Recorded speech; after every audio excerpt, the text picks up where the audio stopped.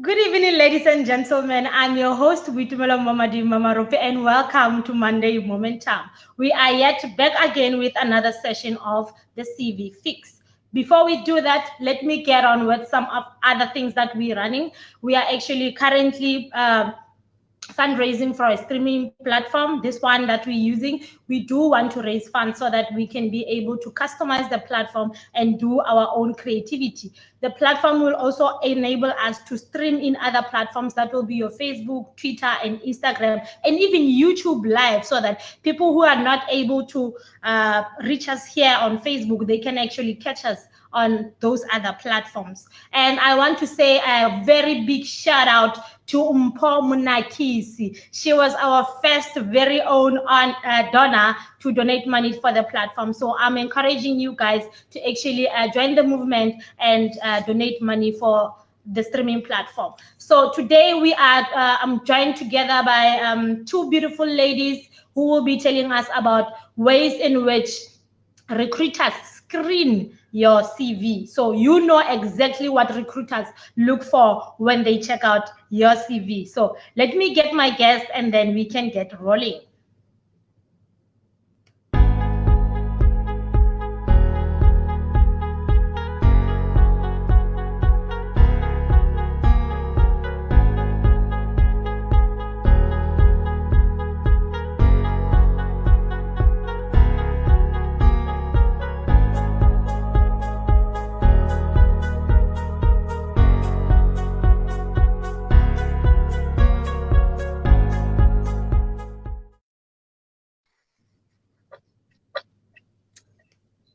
Hi, ladies.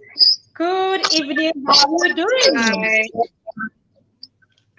Hi. Lebohang, thank you so much for joining us. And yeah, this is it. We are live actually on our page, and people are waiting to hear, how do you guys zoom into our CVs? What exactly are you guys looking for? Okay. So I must say, welcome to the show, my lady. You can say something to our viewers. Lebo? You start, Karabo. Wow. You start.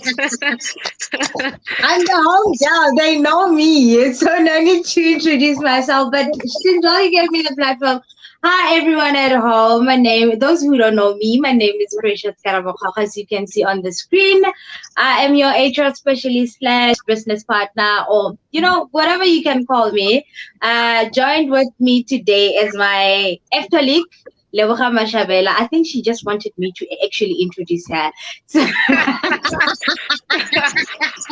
Oh my so goodness. today I joined by this phenomenal woman that I worked with. Her name is Leboga Mashabela. Like I said, Lebo, over to you. I think I did the best. Or do you want me to say the sizzling? The go-getter, the one who hunts for the experience and the right people, the one who plays the great people in great careers. Or do you want me to say that?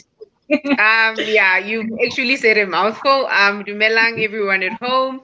My name is Lebu. I've already been introduced. So I'm a talent acquisition specialist, also known as a recruiter. Simple, a recruiter. I find great people and I place them at the right company with the right culture. I hire passion and then I hire skill. And I honored the invite. I honored the invite to answer the question, and I really, really hope this will be insightful for you guys. Oh, thank you. Thank you so much. I like Great. people who hire passion. Sorry. I like Yeah. people who hire passion, like the ability. If someone is passionate about something, have the zeal, have the will, just give that person a chance. Yeah. Before we go on with the interview, I want to start with you, Karabo. Over the past week, we've been asking people for questions to actually engage with us, especially following last week's interview. And one of the questions that popped up was, what made you guys want to do this? This is so beautiful. Actually, people did receive it with warm hands, I must say. And they Yeah. were asking, what made you guys want to do this? And I thought, you know what? I have something for you. I don't want to answer the question. I'm going to hand it over to the lady who have this close to her heart to actually say it herself without me actually, trying to put it some spices. Over to you, lady. But why don't you add that little spice? Maybe, can grab some attention. So what really happened, I think I highlighted this last week that I'm from a recruitment background. Lebo and I were from that. Just that Lebo and she ventured into recruitment. I ventured into HR. So what happened is growing up from a very previously disadvantaged environment, like I told you, helping people or starting HR has always been at the back of my mind. And then when I did recruitment back then, I couldn't, reach my targets. And not because people were not applying or I couldn't find the right people. It's just that the CVs about to, they were not in that state or they were not presenting themselves in the right way. And I thought, maybe this is the thing, unemployment back at home, or, like people cannot be employable. So it's like, this is my way of giving back actually to the community by, sharing the skills, sharing the knowledge of how to actually draft your CVs. So that's how basically it happened. And then with years, I noticed that people, there are some people that will say, I know everyone is desperate for money. Everyone is desperate for, to make some means of living. And then they would say, Baraging, we revamping your CVs, give us 100 Rand and all that. You end up giving someone 100 Rand to do your CV. You get into an interview, they ask you questions. Then you all surprised and you're like, okay, because someone else drafted your CV. So this whole project is basically to give people the skills, the knowledge, and how to actually do their CVs so that when they reach the interview stage, they can answer for themselves. They will be able to to represent themselves. So that's the main reason behind the whole project. It's my giving back to the community actually. Yay, that's beautiful, actually. Very beautiful. Yeah. Very selfless of you to do this because, we do pay for CVs to be revamped. Please don't pay people for that. Following that question was another question, actually, which was people, like new people that came onto the platform, they wanted to know what is Tlalosment, because I mean the name on phone is kind of slangana, and informal, and people want to know what is this Tlalosment thing. And I was like, okay, whoa, I will tell you, even though there is a video, the pinned video on our page, you can watch that video, but just a brief let me tell you how it happened. So Tlalosment is my baby. It started a long time ago. I've been the talismentator forever. I keep explaining things to people. Like, I'm a teacher at heart. So what happens is that when somebody doesn't understand something, instead of me just doing it for themselves or just showing them quickly, I prefer to teach them. And when I do teach, most of the time I teach concepts so that people can do things for themselves. Like Karaba just said, like want people to do CVs for themselves. So that's how Tlalosment started. And then it started with me teaching maths in Setswana, and I was also teaching science in Setswana because I wanted people to grasp the concepts. That's why it was called Tlalosment. So okay.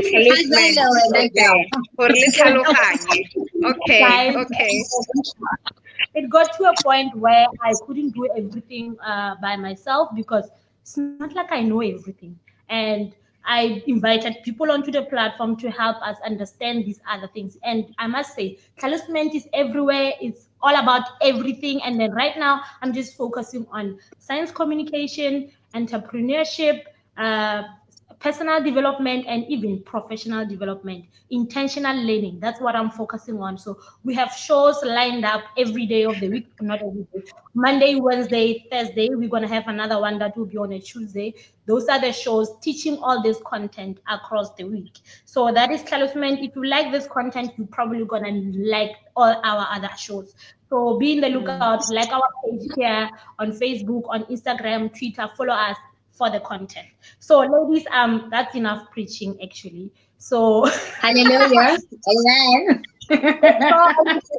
Let's give people what they want. People came here to know what are you guys zooming for in our CV. They want to know what you guys are looking for. So to start with the conversation, I'm gonna say we apply, I must say. Those people who are not working, it's not like they're sitting down doing nothing. We do apply. But now the question is, after clicking on that send, you anxiously waiting there asking yourself, is it there? Have they received it? Are they looking at it? What's in there? So I want to ask you guys, how long does it take for you to actually start reviewing CVs upon receival? Should I take that one, Karabo? The floor is yours, my dear. You're the guest. So we'll be listening to you today, actually. I'm not saying a lot today. In terms of how long it takes for us to receive an application rather, it can take a day. From the moment you hit, you press the click button, it comes through to us.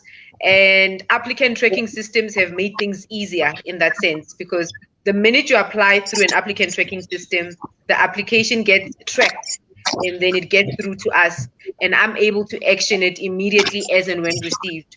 So yeah, we receive it immediately and we can actually action it immediately as well.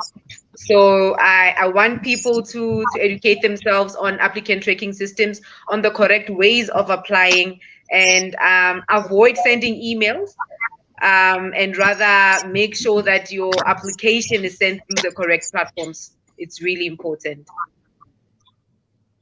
Oh, thank you so much. The other question, the moment you receive it, obviously there's something you're prompted to look for. What are those first things you actually look out for? Okay, on my side, I'll name 4 key things that I look for in a CV. I look for related experience. That's number 1. I look for the skills, systems experience, program experience. I'll elaborate further on what I mean here. And then I also look at the educational background, and I also look lastly at the synopsis. In that order. So I don't look at your motivational letter first, vice versa. I look at the work experience, I look at the skill set, I look at the educational background, and then I would then look at your synopsis. And I think there's one point that I also need to emphasize, that I review a CV in less than a minute before I actually go into detail. So number 1, how the CV is structured, it's very important. Am I able to see what I'm looking for in those few seconds that I'm reviewing the CV? So I'm not sure if I should elaborate what exactly I look for under each key point that I've listed here. I think do that now, unless Karabo wants to add. Karabo, do you want to add to what she said? Or should she go on and elaborate? She can go and elaborate. There is where I will, fakaza there and there. I think I said a lot last week. So the floor is actually labeled. Okay, so you're putting me on the spot. Wow. Okay, so under related experience, for example, I need to know your title, the position that you are in, or the positions that you held at different companies. I need to know the duration. You need to specify that I was a business development consultant from January 2020 to December 2020, and not necessarily say 2019 to 2020, because that doesn't give us an idea of the exact duration you can imagine. So we need to know the exact duration. And I also need to know a summary of duties. And also note my term when I say summary of duties. You don't need to copy and paste the entire job description on your CV. No. Just give me a summary of duties, basically explain things simply. And then one of the other things I look for under related work experience is your reasons for leaving. There's a concept called job hoppers. I'm sure Karabo will touch on it. So we need to know how long you stay in each position. And we also need to know, if you write the date there, we are able to see things like, okay, she was promoted from this year to this year. She was a business development consultant, and then she grew then to become a business development manager. And then she also acted in this position. It's very important. It gives us context in that regard. And then I also want to emphasize the titles, right? Different companies use different titles, and certain titles are not quite common. So what is called a business development consultant at ABC company might not be referred to as a business development company, development rather, at another company. Or what is called a receptionist at company A might be labeled as a front desk officer at company B. So one needs to be able to put titles that are common, especially if you are applying, when you are applying for a job, so that the recruiter can understand exactly what is it that you do. So under related work experience, those are the most key points that that we look for. And I know Karabo in particular has a point with regards to the duration that she wants to elaborate on. So I'll hand over to you, Karabo, to elaborate on that before I go through the other points. So you don't enjoy me keeping quiet now? You just want me to fagaza when you need to fagaza. You need to fagaza, girl. Like I said last week, and thanks for adding that one needs to be specific with the duration. If you say I was a cashier for 2020, and then in 2021 you are a front desk operator, it doesn't say much to us. Now the other thing that people tend to do, we're talking about the length of the CV. Some other point that can actually help you to maybe shorten your CV from 100 pages is being, let us say you have been in one company. You started as at company ABC. You started as an intern, January 2015 to December 2015, and then January 2016 you get promoted to being the team leader of the team, probably for like 6 months, and then after that 6 months you get promoted to be something else. You don't need to put like 3 tables for one company. Just put one table for that one specific company, and then at the top, that's where you will put all those 3 job titles, and next to the job titles, then you can add the dates of the when you started with each different position. And then with regards to the reason for leaving, like Lebo was mentioning, there was one question actually that popped last week of, can I include dismissal? I remember seeing Lebo's comment saying integrity. The word dismissal sometimes, the word dismissal actually brings bargaining. People obviously think, well, you know what, I'm being fired. There are 3 types of dismissals. One, you can be dismissed. There is a dismissal of misconduct. There is this, of which there you breach the contract, or either you conducted serious misconducts like your theft, your fraud. But obviously, again, it will depend on the disciplinary hearing how it led to that endpoint. And then there is dismissal of incapacity, which is poor performance. Most of the people would like to say contract ended. They don't state what really happened. They'll just say contract ended. But when you call a referee, they're like, no, that person actually, we ended her contract just after probation because she was not performing. And then there is that one of operational requirements, which is commonly known as retrenchment. There's a difference between retrenchment and mutual termination. Retrenchment is when the company is not doing good, like recently during the lockdown, a lot of companies actually retrench because and then there's what we call mutual separation, where you and the company actually agree on the terms for it. We are terminating our contract, and this is what I'll be getting, and this is what you'll be getting. So going back to what Lebo said, integrity, yes, include that on your reason for leaving. Yeah, thanks, Karabo. Yeah, I couldn't have said it better. So I think the word dismissal just really has a negative connotation. I think one needs to just specify the reason for leaving. Contract ended. Why? Was it the project that ended, or was it a retrenchment? Or like what Karabo specified, or was it a promotion? And there's also one point that I'd like to elaborate. Sometimes we work for agencies. Sometimes we work for labor brokers. You can work for labor broker, but employed at ABC company, but you are paid by that labor broker. right? So you need to be very, very strategic on how you input that on your CV, so that one can see that one is not necessarily a job hopper, but one is employed by a labor broker, yet working for different companies. I'm not sure if this makes sense, but I think only those that work for labor brokers would actually understand what I mean. Maybe let me make an example for that. Like, I think sorry, I'll have to use this previous experience. Actually, I'm not going to mention the names of the company. They used to have drivers. It's an automotive company. They have drivers. So Karabo Consulting is a labor broker. I'm the one who hires the drivers, and then I send them out to BMW for a certain project of 6 months. They become drivers for 6 months. Obviously, they're transporting, you see these big trucks that transport cars to one province to the other.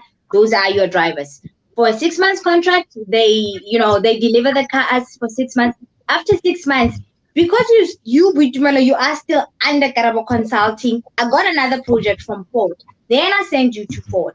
Ford also uses you for the same project for 6 months. The next year again, let us say Hyundai calls Karabo Consulting, and then I still send you to Hyundai for another 6 months. So when you put that on your CV, put those different companies that, okay, I was a driver, or I was this, doing this.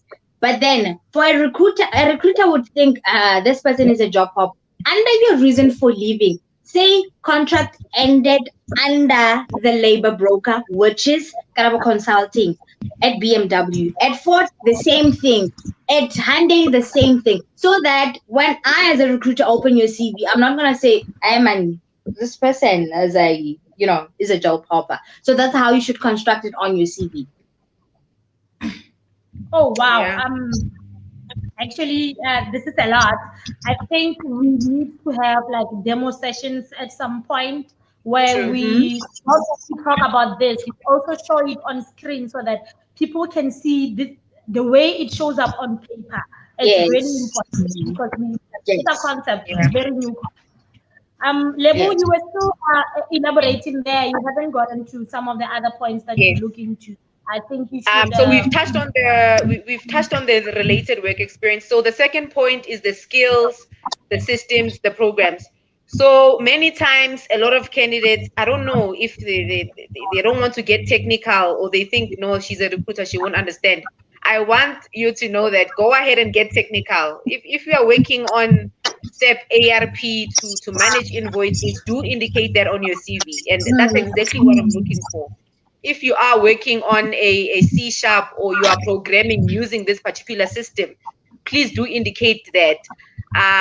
If you are a call center agent and you are outbound or inbound and calling 50 candidates per week, do indicate those technicalities, because those are some of the reasons why we call candidates for interviews, and that's one of the reasons why those are some of the reasons where we see you fit for a particular role, because you are able to say, okay, this person is suitable. She has worked on this particular system. She has worked on SAP, on ERP, on, I don't know, Power BI or PLC, whatever system that it is, and she won't require much training, and it'll basically be a copy and paste. I don't need to bring in somebody that will still need to learn, as opposed to you being vague and not specifying the particular systems or programs that you work on. So go ahead and get technical.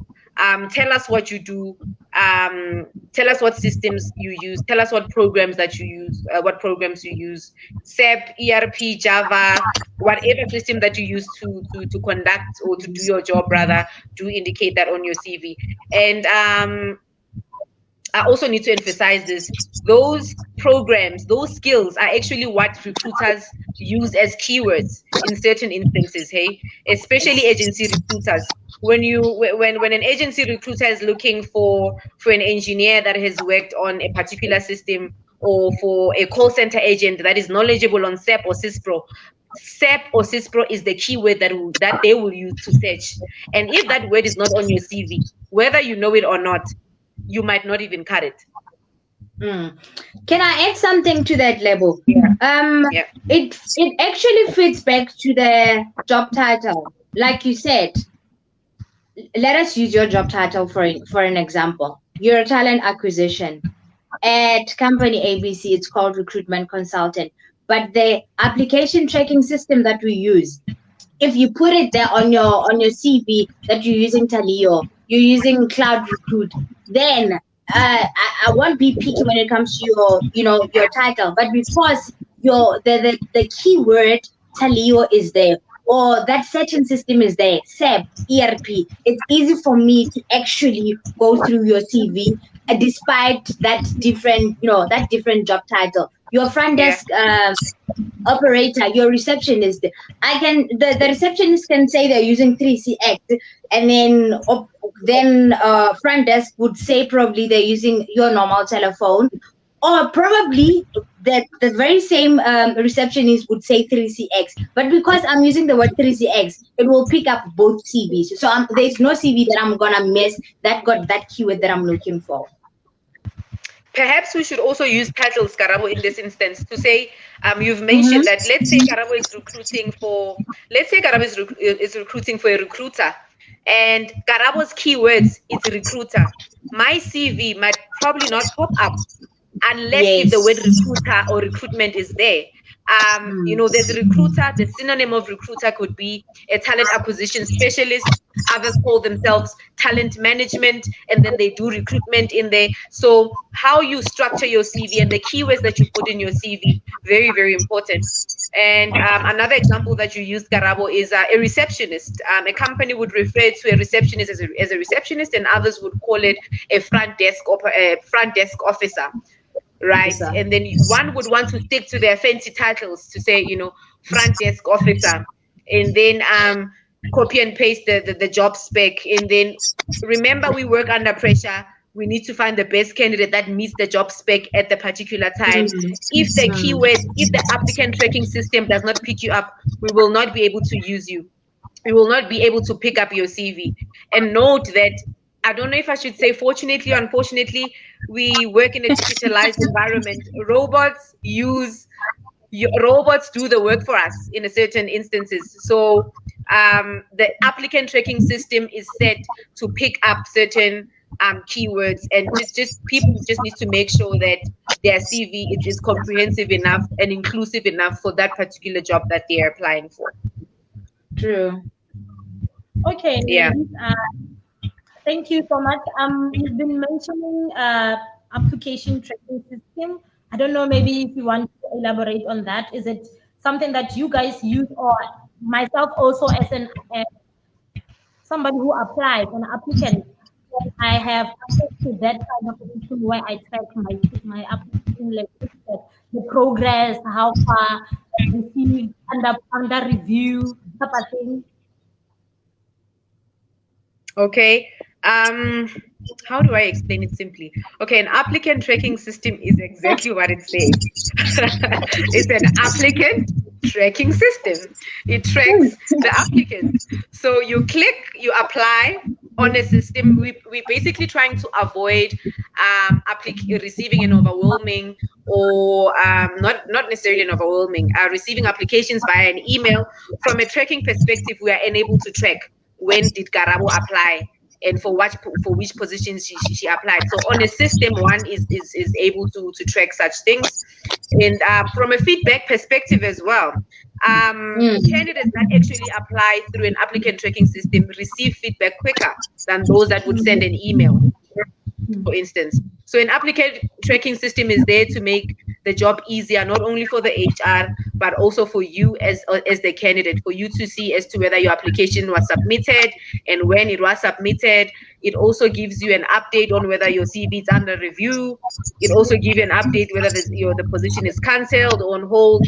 It's our communication. It's a two-way. It's a communication between the recruiter and the applicant. So it's just a system that manages applications in a more automated manner. Yeah. Okay, thank you so much.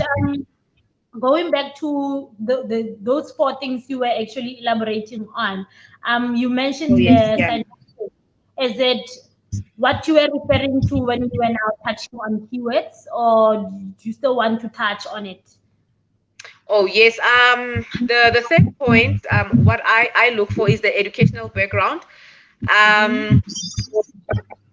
Education is very important, and it's I cannot elaborate this further. Again, it's very important, and I'm a fan of formal education and informal education. So there are certain roles where one must have a degree. There are certain positions where one must have a an N5 certificate. For example, for a fitter antenna, you can't be a fitter antenna if you don't have a trade test. You can't be a doctor without, it's very important for certain positions. So very important, we do look at the educational background, and an error that is quite common that I've seen in people's CV. One would write there on their CV that, okay, degree human resource management, 2019. And then here I am, I call Karabo just to verify, only to find that Karabo didn't complete the qualification. She actually started the qualification in 2019. So let's not deceive each other.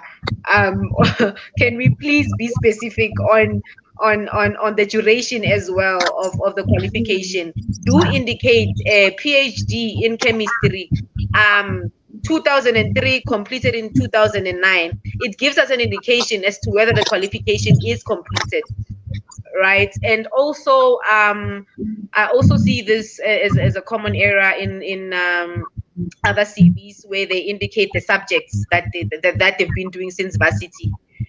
Personally, for me, I feel like subject can be indicated by your graduates and entry-level positions, but as a professional who has acquired experience, there's honestly no need for you to indicate the subjects that you were doing from first year up until third year.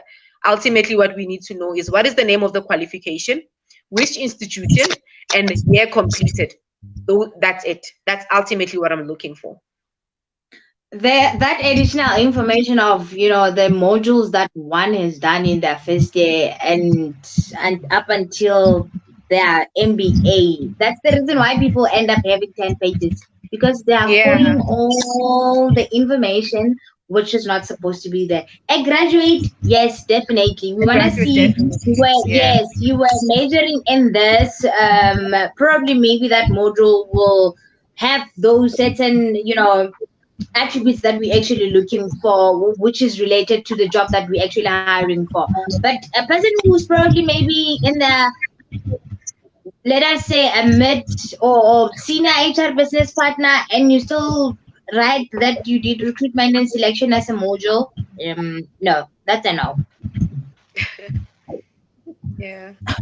Oh wow. Now let's go to the other part of the conversation. So we are a nation and we love every South African. But now we actually see in applications that you should indicate whether you are white. I'm battling to hear you, Bijimalo. Sorry, I'm battling to hear you. Oh, okay. I'm saying yes.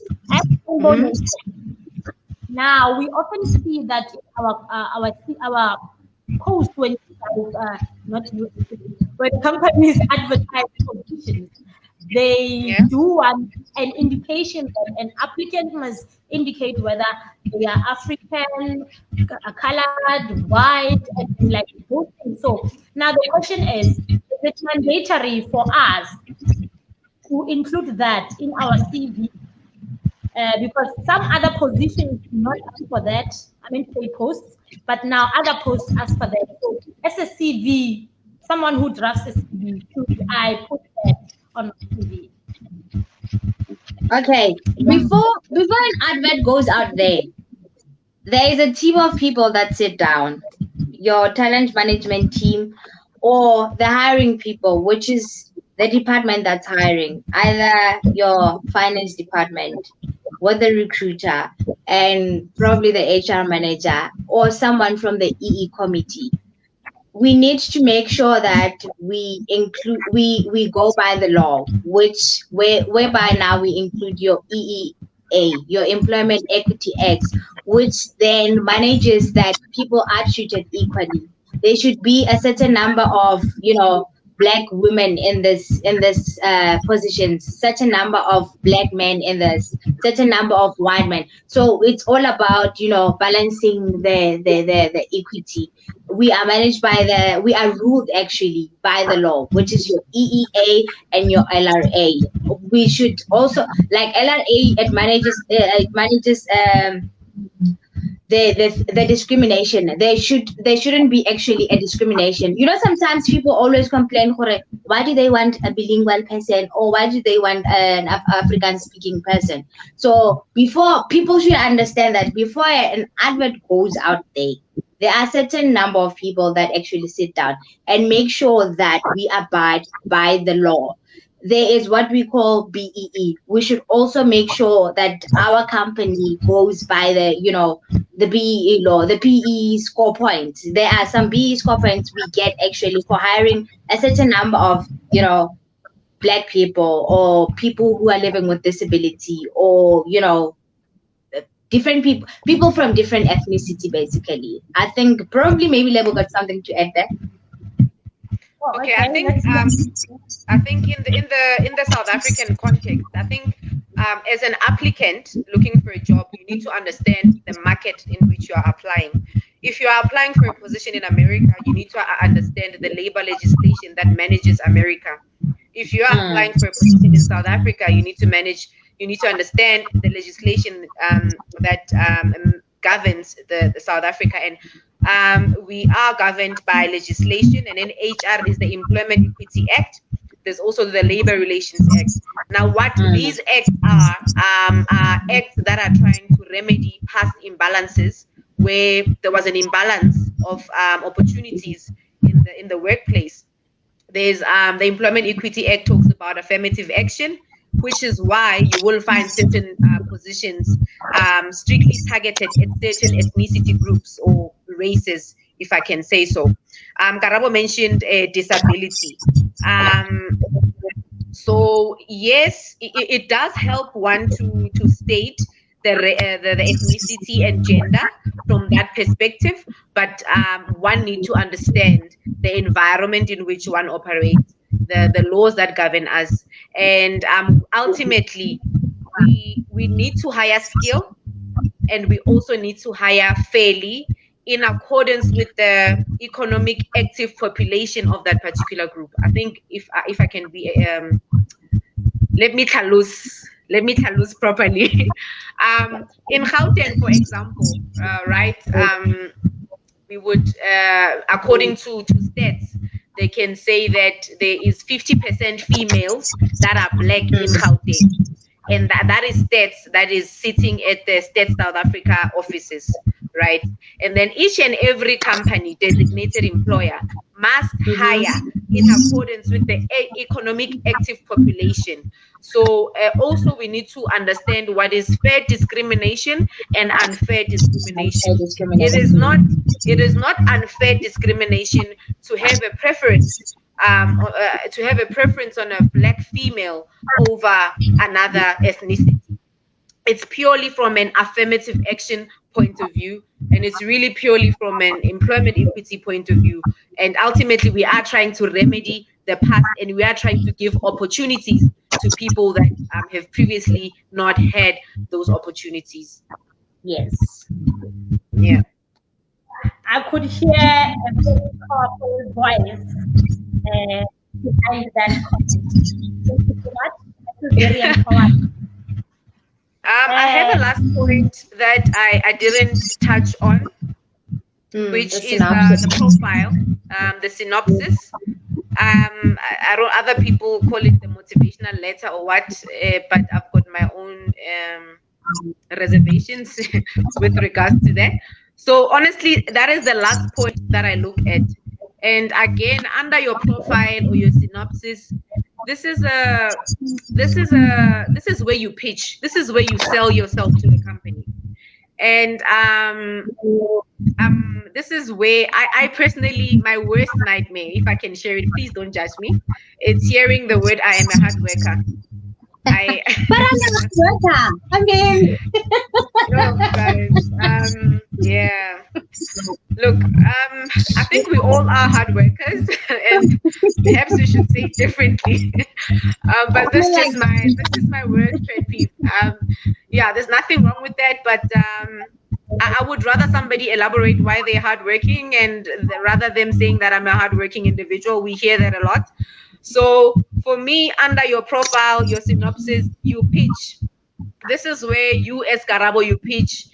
You tell me a little bit about yourself, and you tell me about your background. You tell me why you applied for the position. You tell me about your career aspirations. Break it down for us. You can imagine we have a look at a lot of CVs, and we get overwhelmed by the number of applications that we receive. So make it easy to read. Don't put an entire thesis under a synopsis or your profile. I can share in the next session, Karabo, perhaps you could share a template. I've got one by a profile. It's divided into three subsections. You can literally, the first section could be about me. That's where you could, just a brief introduction. Lebogang Mashabela, hopefully not gonna say hardworking individual, whatever. The second one, you just entice me on why you applied for the role, and then the third or the last point being your career aspirations. And again, one of my pet peeves is I want to be a CEO of your company. When you apply for a job, there's nothing wrong with that. I'm not discouraging people to dream. I'm a dreamer myself, but we need to balance our dreams with reality. So when you're submitting an application for a receptionist, and then I am looking at your synopsis, and you are telling me that you would like to be a CEO of a multinational company by 2 years, it tells me something else about your. It doesn't balance. It doesn't balance. So it's a synopsis. It's where you sell yourself. You become precise and straight to the point, and divide it into subheadings. And we will share it. We will share templates in the following sessions. Just to add to that, I think as you come up with so many programs to look up for. I'm thinking maybe we will have those sessions where we do demos and then we show screen. But I'm thinking we maybe have like a boot camp. I'm getting upset. So boot camp where? Will it be in Cape Town? No, I mean it's gonna be virtual. Like we just do a virtual event. Why are you taking my style? I'm just saying, it will come. Whatever. Yeah, I'm getting excited, but okay, fine. Too much excitement. Anyway, I think that's the question from the viewers. So we have questions from the screen. Let me put you level on screen here. These ones are for you, by the way. Yes, you must answer this. Yes, they are for you. Okay. This one is from Jabulo Lungohude. He says, honestly, we're struggling when it comes to drafting a CV, but we ask for money, and honestly, we cannot afford. He's actually this community and agency. Can you please repeat that? He was actually just commenting and saying, honestly, we are struggling when it comes to drafting our CV, but we are often asked to take money, and honestly, we cannot afford. So, yeah, it's these things are there on the internet. I think we need to share also, Karabo, where people can find CV templates. Perhaps share a template or two. I personally don't believe in paying to revamp your CV, but it is a service that it's there, and people have seen the gap in the market. That's why they created this service. But I think before you go and pay, first see what else you can find yourself, and then you fail, then you can opt that paying should be the last option for me. There's another way like I mentioned in the beginning of the show, that I honestly don't feel like one should pay for a CV. So what we can do, we definitely gonna share the templates of how to do the CVs. I want people to pay attention to the sessions as well. There will be a point where when we share the templates, we're gonna go back to what we've been discussing, but then obviously, not in detail like we are doing right now. So what I would advise people to do, to go back to to refer actually to the videos that we are sharing on every Monday about the sessions. I think that the problem with people, the problem that we have as people, we've got the templates. You might find that I will share the same template that the people have, but it's how they put their information on the CV that makes them look like maybe they can't be, or there are some few points that they're actually not putting in their CVs. Oh, okay. Thank you. We have another comment here coming from Jeffrey Masanabo. He's saying, I sometimes feel like my application cover letter yields mental outcomes. Can you kindly assist me with a winning cover letter? I think that's what Lebo touched on, right? Yes. Yeah. The synopsis. We're not gonna go into that. This one says, my biggest challenge is having to tell myself.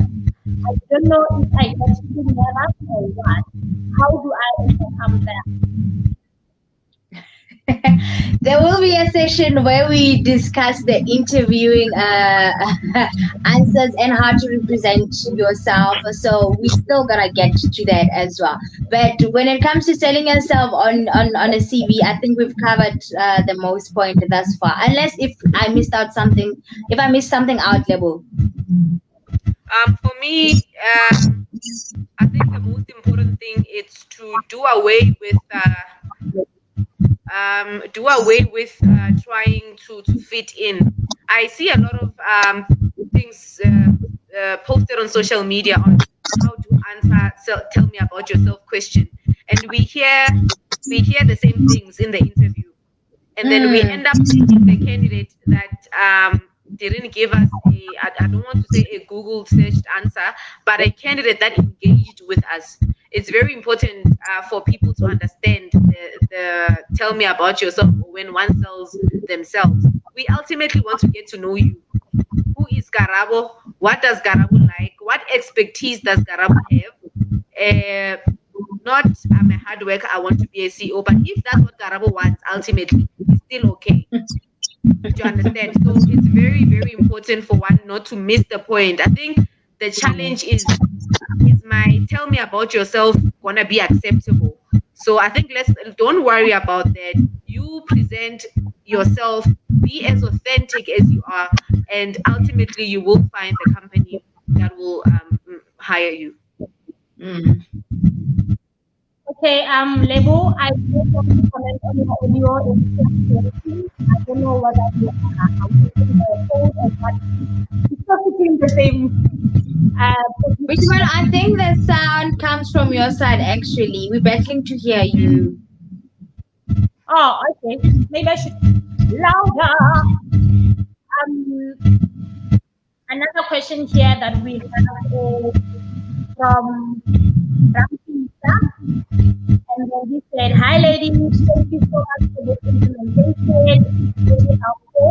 I really have a concept on the concept, and I would need to get few answers how to have a discussion in private. This is something that Karabo touched on. I think we should actually also be touched on it regarding private sessions. I don't have a problem with having people having discussions with people in private. The only problem that I have, you might ask me questions which it affects someone else. It affects Lebo as well. What if it's the same, problems that I've been experiencing? Like, tell me about yourself. You might ask me one thing, let's see everyone out there. So if it's something not really personal, you can share the question right now or in the next session. But if it's something, very private, then they are more than welcome to inbox me or messenger, DM. I do not accept messages on Facebook. However, I am on LinkedIn. LinkedIn is quite a nice tool. So on LinkedIn, you are more than welcome to ask any question on LinkedIn. I must during the week, trying to Monday session, actually this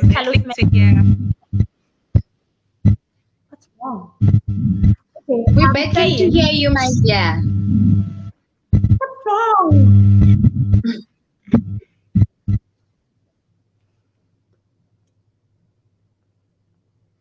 You hear me now, right? Yes. Yes, we can hear you. Yes, I was saying that during the week prior to this session, we are taking questions on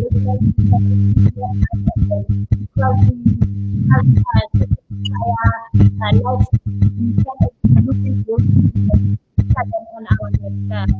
So don't be afraid to send me a message on either telephone or my and then we will take the question. So going forward with your question, we have taken care from the one from the Rempisa. I have another question. So,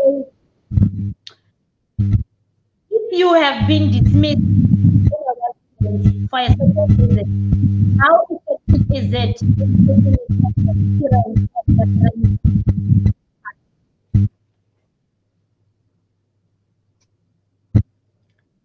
can you like why, like how effective is it that you should put that in your CV? Like I said, there are 3 types of dismissal. So when he says for a certain reason, I'm failing to understand. I'm battling to get to the right answer actually, because I really don't know, that certain reason. But like we said, integrity. Put it out there on what really happened. If it's dismissal due to misconduct, unfair dismissal, put it there, or just say. And then the reference as well, actually, like I touched based on the references last week as well, that careful of the people that you put on your reference, and the person that you put on the reference, it should be someone that you were directly reporting to, not your next colleague or your best buddy that you went to lunch with. Let it be someone that you were directly reporting to, and do that test that I advise people to actually do. Sometimes you do pick up a call and ask, pretend to be a company or someone else conducting a reference, and check how they will, answer those questions about you, and find out also how they're gonna, sell you since you've been dismissed. Maybe they might let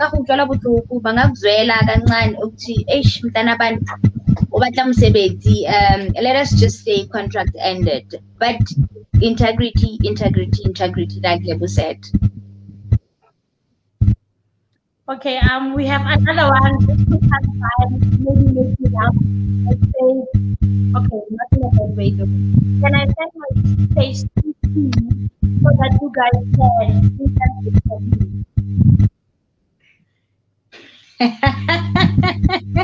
I'm not laughing. I'm laughing because Lebu is laughing.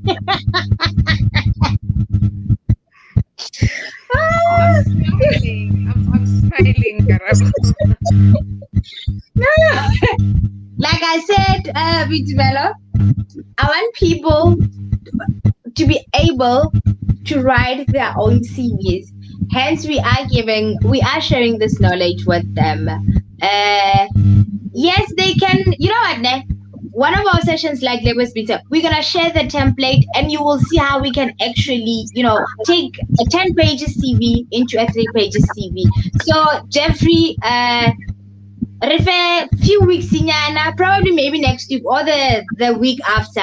That's where we will be sharing the CV template. You will be able to take your 6-page CV to a 2-page CV. Okay, great. Another one here is saying, if you didn't finish, do you still put your qualification?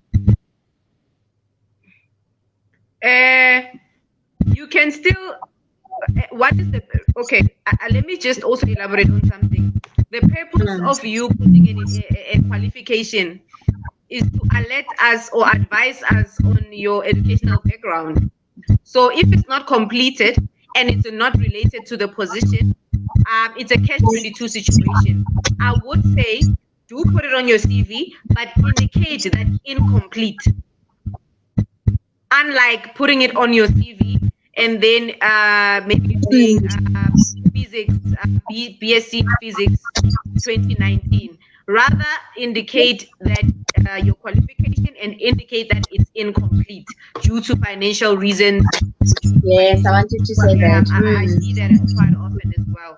So just indicate, just be as clear as possible. It doesn't mean that you don't need to include it, but just advise us on the status of that qualification. Is it complete?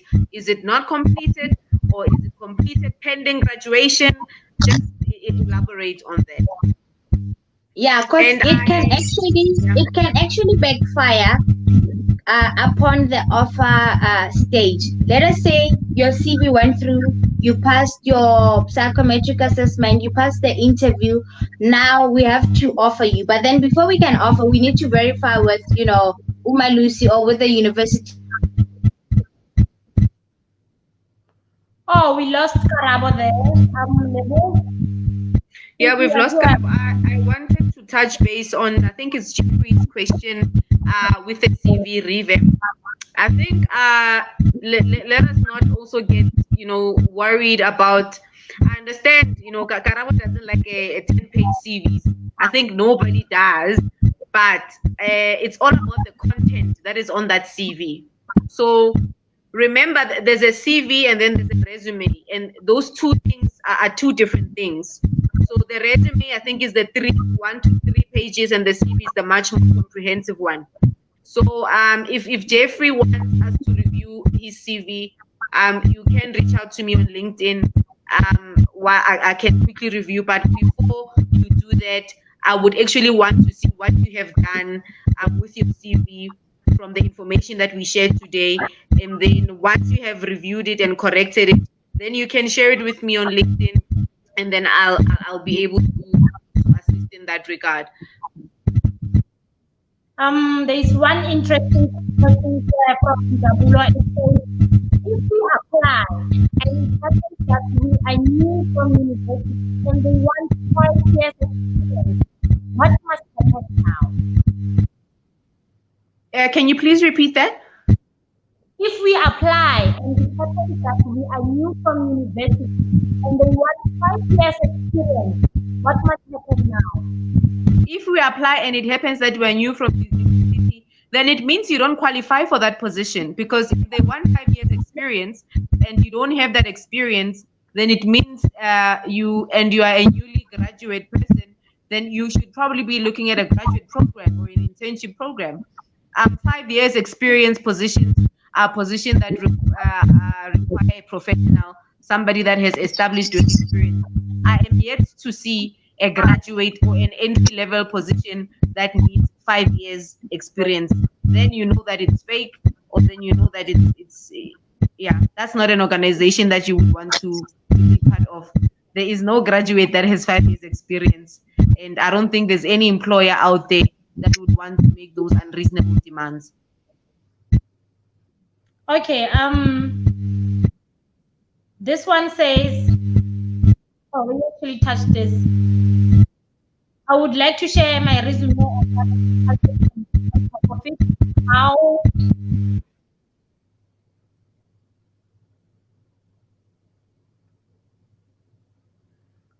okay, he wanted to know about he will actually from the conversation with us via private message. This one says, when applying for a job in the province, is it necessary to change address? Yes.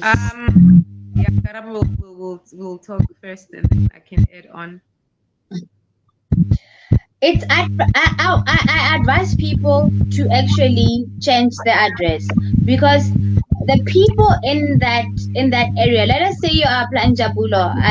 I'm just guessing that you're from KZN, Jabulo. Let us say you're applying for a job probably in Gauteng.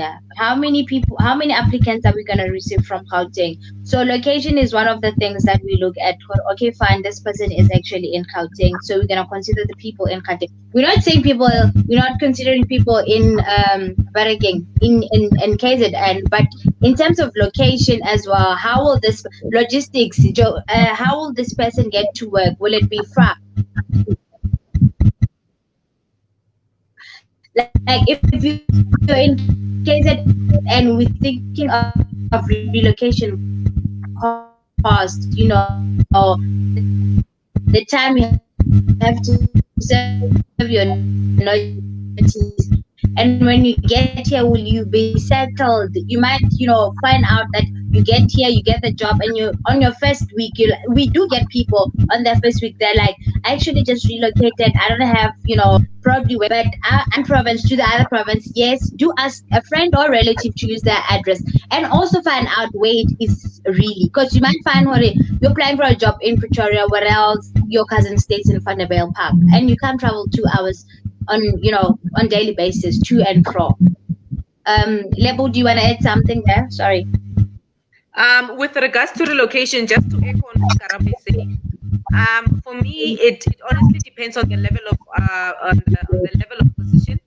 I find that for management, for senior positions, where also the scarcity of skills, Karabo, where I am looking for a scarce skill position, and then I'm willing to increase my pool of applications and move somebody from Cape Town to South Africa. There are relocation policies per company. However, can you imagine we are looking for an HR business partner, and then we already have an influx of them in Gauteng? I would not recommend somebody from Cape Town or KZN, not because they're incompetent, but because I already have the same quality of people in the area. So we look at that as well to say, am I struggling to find people? If yes, then I would definitely look at other areas, then relocate somebody from wherever to Gauteng or from one province to another. But then if this is not a scarce skill, honestly, then we would recruit in the area. Okay, Karabo, I want you to touch on this one that came up, because you did talk about your address. How do you put your address on your CV? Because this one says that we are currently in the island, kidnapping. You guys suggest that we reveal our address and seeing that our CV may end up in the wrong place. It's a valid point, of which I think we touched on it last week, actually. Due to the GBV, the kidnappings and all that, please do not reveal your full address. Just write, the area where you are. I'm not gonna say I'm living at 29, Voortrekker Street, Pretoria. Just say Pretoria. I, as a recruiter, when I call you, I will, personally ask you where basically in Pretoria do you stay. We definitely do understand, that one shouldn't actually reveal their address due to what's happening actually in our country right now. Okay, another question. Just to echo on what Karabo is saying, I think let's also remember that HR or organizations, not even us, because we are just employees of the organization that hire us, we are entrusted to take care of the information we have. The POPI Act governs us. So to take care of the information. If you submitted your CV and your address is there, and you submitted it for that particular position, then it will strictly be used for that purpose. I do not have the right to share your information with a third party or any other person unless if you consent me to do so. So I think also one needs to distinguish between, sometimes there are fake adverts out there, and then people, divulge their information and then it gets compromised. So let's also do research on our side on the company that we are applying. Okay, we have another one here.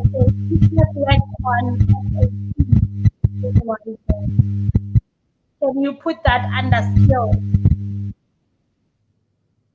I can't hear that.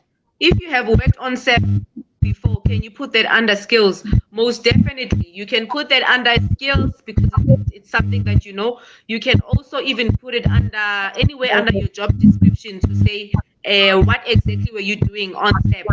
Updating invoices on SAP ERP, so that I can then understand what exactly we're using that SAP for. That SAP is one of the keywords that I will definitely use to search for a position if that position needs somebody that is SAP competent. We have a very important comment here from Katero. Katero says that just to add a comment, there are websites that have templates and offer them for free. It takes less than 2 minutes to fill in your information. So this goes to everyone who's been asking for a CV. So go up to your research, check out those free templates and see what you can do with it. And I must also add, there is another one here comment from Rampisa. He is actually adding that it is even on Google Docs. Google Docs, so everyone who has a Google account, you go to your Google and then you click on your Google Docs. If you don't know how to get that, we will definitely show you, we'll contact you, and you will know where to get your Google Docs, and then you can help yourself get a good CV. So that's the end of our question series. I don't see any comments here. I just see, we have another one. People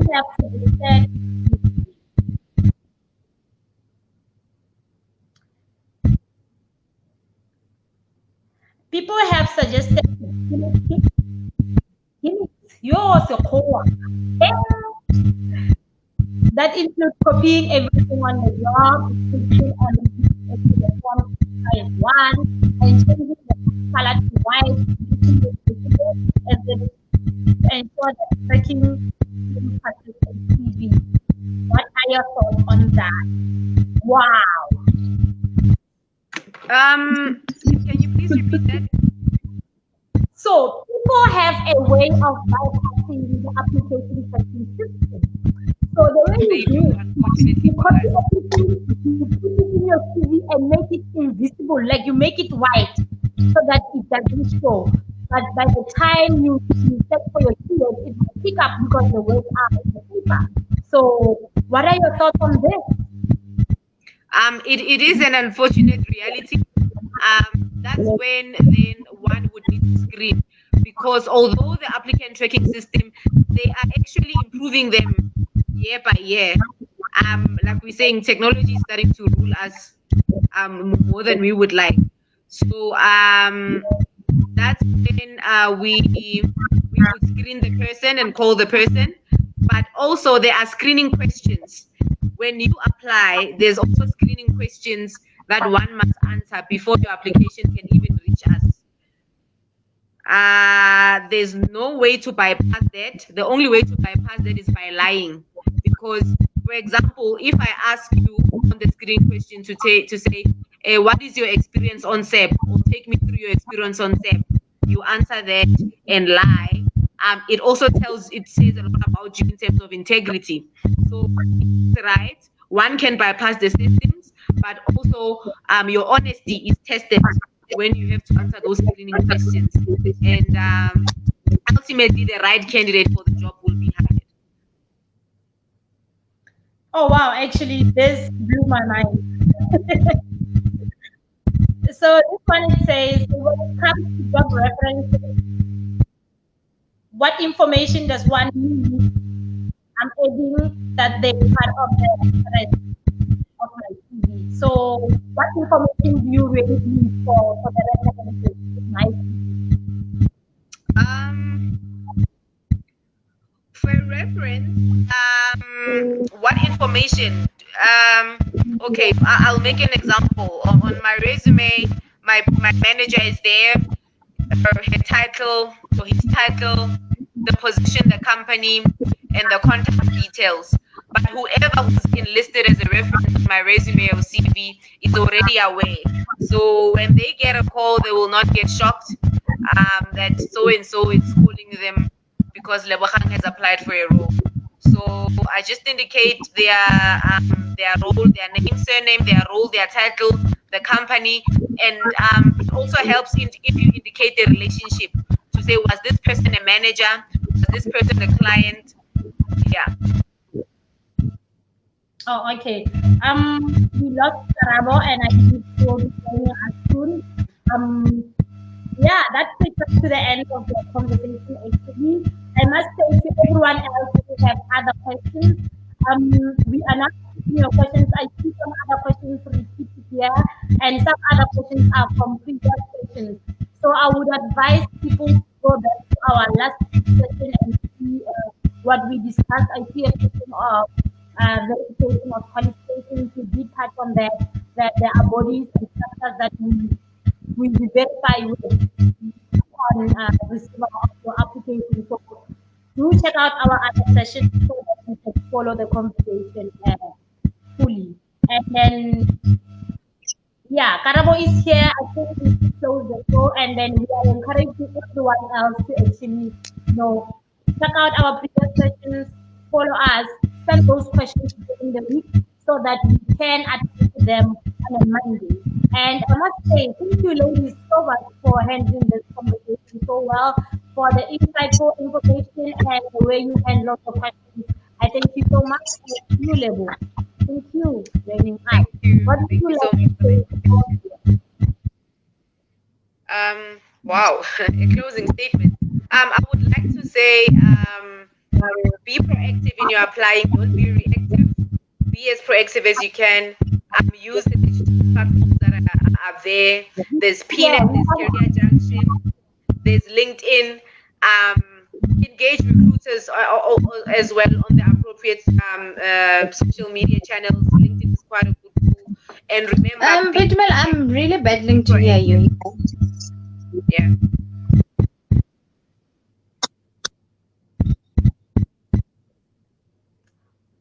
I must say we are having very bad Karabo, you have something for the viewers? You want to say something?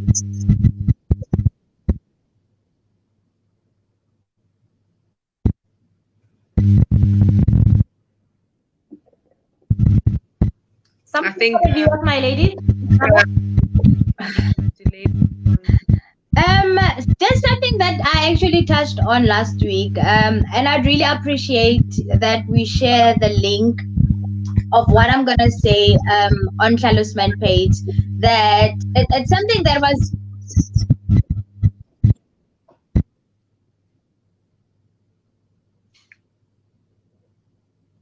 What?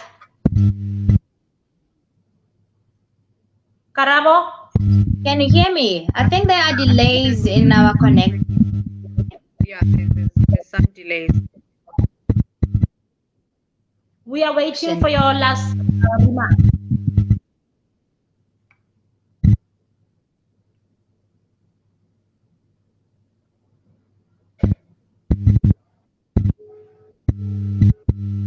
I think Karamo is facing serious network problems.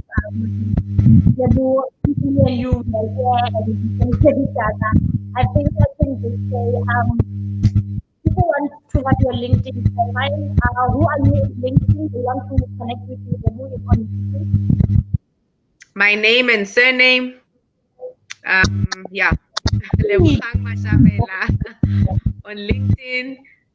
You can view the profile, and then you can send your invitation, and then we can engage professionally. Okay, thank you so much. And next week we will be here with Karabo and then as time goes on, we will get other guests joining us. And I must say, we will actually have to do this kind of this is the only one. We'll be here with us on other sessions. So I must say thank you for everyone who actually is with us from minute 1 up to now, hour and 15 minutes. Thank you so much for everyone who joined and participated on the comment section. Ask questions. Thank you so much. And yeah, that's it from me. Mama Rope. I'm signing out. Let me just say, do your best. Apply. The job is there waiting for you. You just need to have the right tool. And we are here to help you get the right tool.